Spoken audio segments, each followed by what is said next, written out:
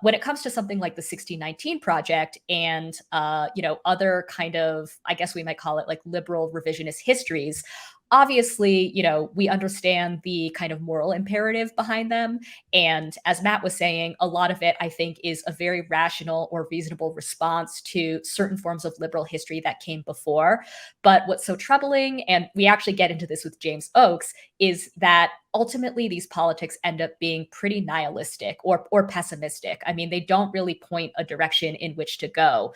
If you just say that slavery and racism are America's original sin, and there's basically an unbroken line from slavery to the inequalities of today, it makes it actually very difficult to figure out what we should do about it if you subscribe to that reading of history. Right. Well, I mean, to be serious about history, to really like look back and try to take something away from it, you're trying to understand causality. You want to Mhm. understand, why did this event happen? How did we get from this period of time to this other period of time? What were the factors, the key factors that led that change? And for most liberals, it's kind of just like a wishy-washy, kind of everybody category. It ends up becoming very idealist, or very basically it redounds to culture, that it's people had the right ideas or the wrong ideas, and those ideas spread. Though someone told someone else, and they picked it up, and then they did something with it. And the fact that you had like this germination of bad ideas is kind of what produces history. And so when we look at American slavery and our brutal history of Jim Crow, of various like both like oppressive regimes locally, as well as like racist and xenophobic ideology that is throughout all of American history. It ends up saying, well, clearly the problem is that all these bad ideas were there, and then people ended up doing bad things because of them. And that's just wrong. That's just Mhm. the exact wrong way to look at history. It's Mhm. backwards. That like what ends up happening is that you have a particular social system in place, certain rules for that social system, whereby in order for someone to get by, they have to do X, Y, Z. And some people, that's I got to go to work every day and try make some income so that I can then buy the things I need on the market.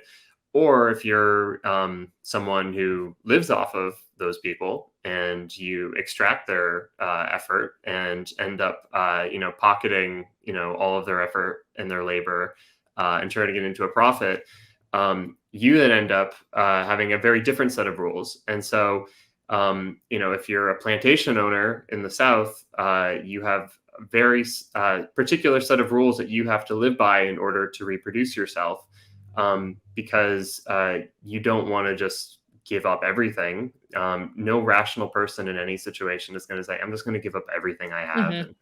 And that like once you're in these situations, like it militates against change. And so that's what ends up creating ideologies where those people in these situations, whether you're the oppressor or the oppressed, you have to say, why the fuck am I here?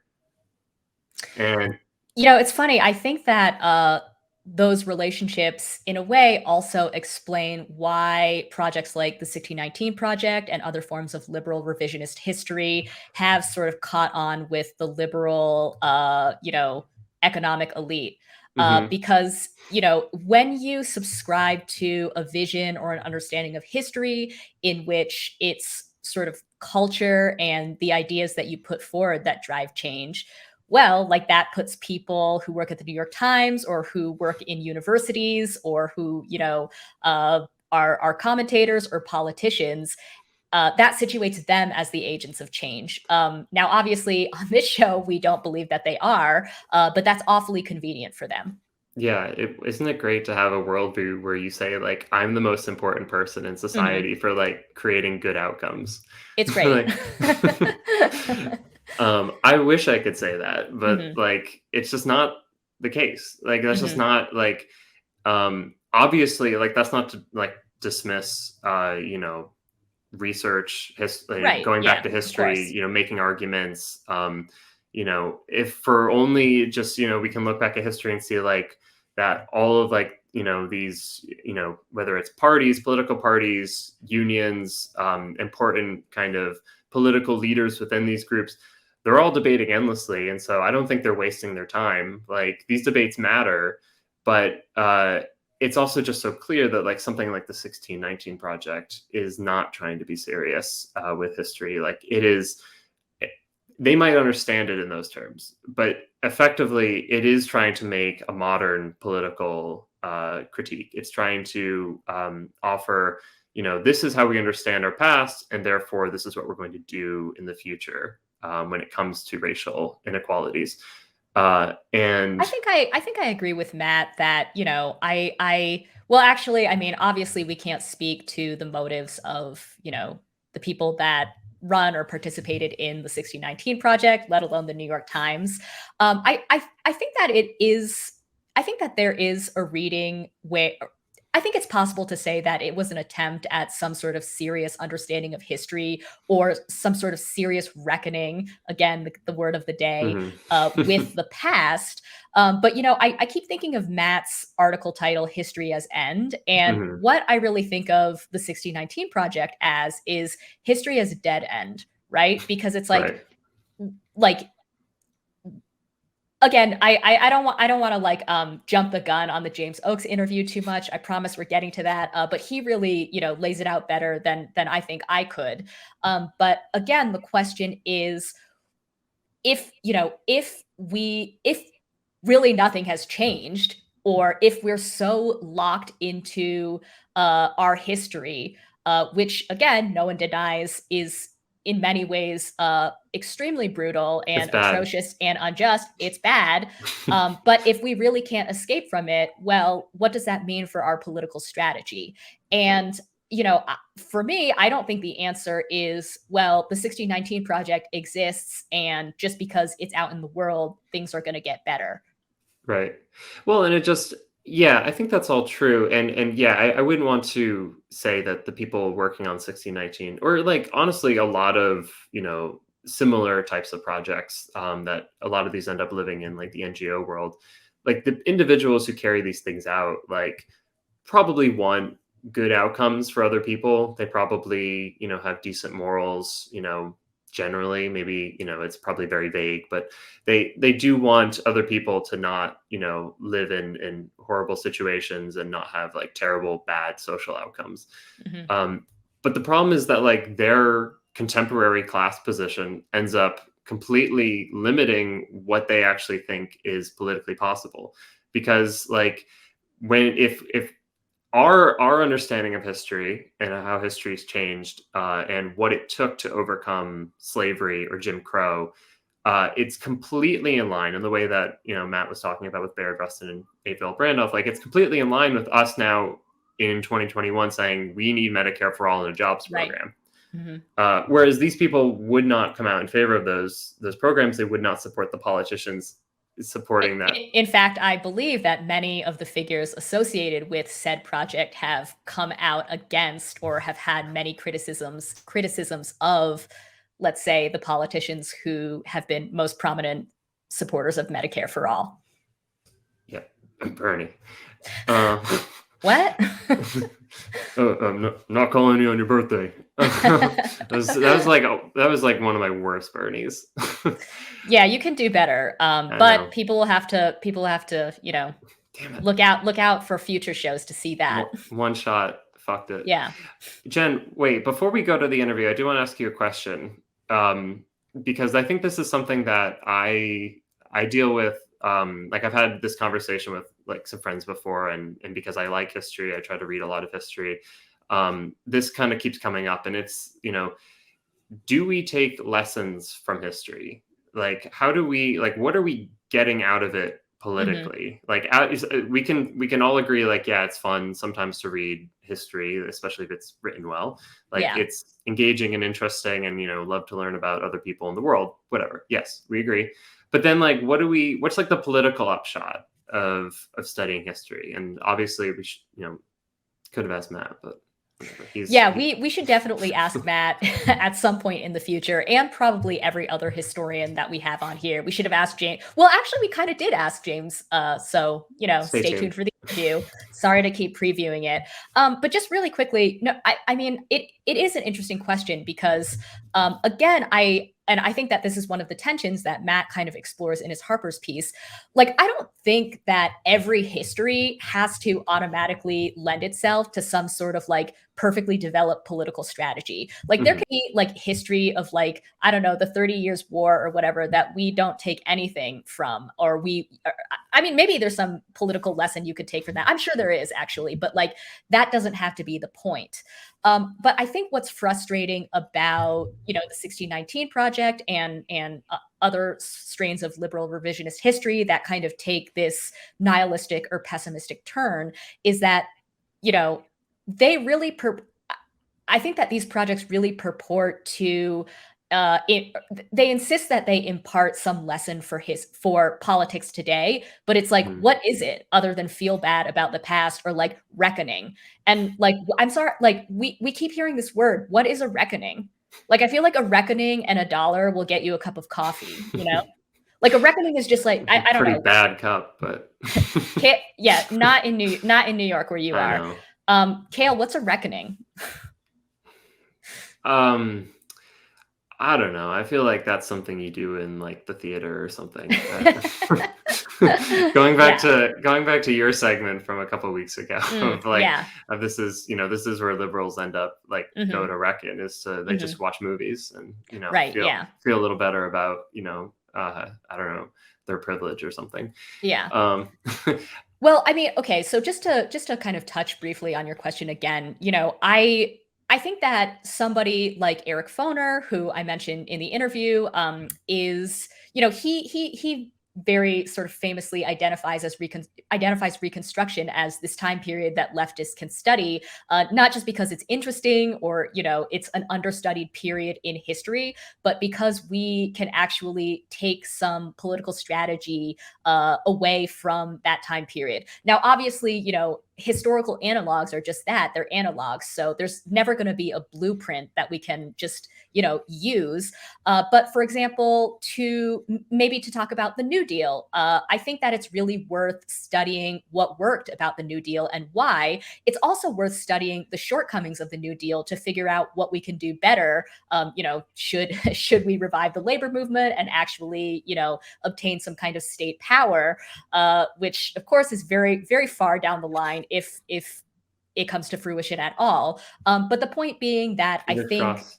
Fingers crossed we yeah, get yeah, it. knock on wood. Yeah, knock on wood so that we take state power. Yeah, exactly. That'll do the trick. But the point being that like, so again, to invoke the New Deal, obviously the liberal revisionist history conception of the New Deal is that the New Deal was racist. It excluded Black people. Okay, that is actually closer to a fabrication than it is Mm, to a truth. And the reason why that is dangerous, I mean, again, we've talked about this on the show before. This is not to say that the New Deal was perfect by any stretch of the imagination. This is not to say that the New Deal benefited Black people as greatly as it benefited white people. Like, all of that we've talked about and acknowledged on the show before. So I'm not going mhm. to like run through that list of caveats again. But if you want to hear them, you should watch our episode with Toure Reed. Yeah. But the point is, when you say the New Deal was racist and it excluded Black people, then we should throw the New Deal out. But the thing is, we shouldn't throw the New Deal out because there's a lot that we can take from the New Deal and sort of make better for today. At least Yeah. that's what I think. Right. Well, and I just don't know what it means to say the New Deal was racist. Like it becomes a moral judgment on, a thing that it's millions of people are involved in, like Hmm. concurrently, that like it involves African Americans, it involves every single ethnic group in America. It's not like the creation of a single individual. It's like a massive web of policy attempts, some way more successful, some not as successful, some that we live with today, like some of like the infrastructure that we enjoy regularly in this country. A lot of parks, a lot of like the actual, bridges, dams, a lot of the things that like actually kind of have created our modern society, even though it's largely in decay at this point, was created during that period. And Hmm. so to say like this project was racist, it means like that the project wanted, racial, they wanted a segregated outcome, that it saw people as inferior. Like it's I think people do argue that. no, I know they do, but it doesn't make sense. That's like Yeah. that's the like it's just a really kind of like bad way to think about like history and projects and programs and like epochs um so I think like when I think of like taking lessons from history, I mean, I think we should try to be as scientific as possible and Hmm. treat this in the same way that like you know a scientist in biology or something, when they're looking back at Agree.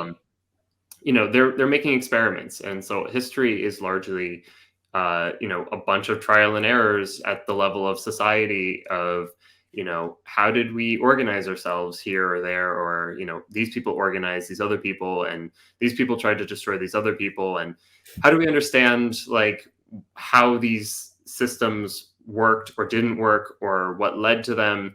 And I think like what we take away is like we try to build up a framework, a worldview today based on understanding, what forces in society actually cause change and are in Hmm. fact powerful. And then that, now we, because we can't change the past, obviously, we now look to the future and say, how do we understand this mess of everything in front of us and pose concrete political questions?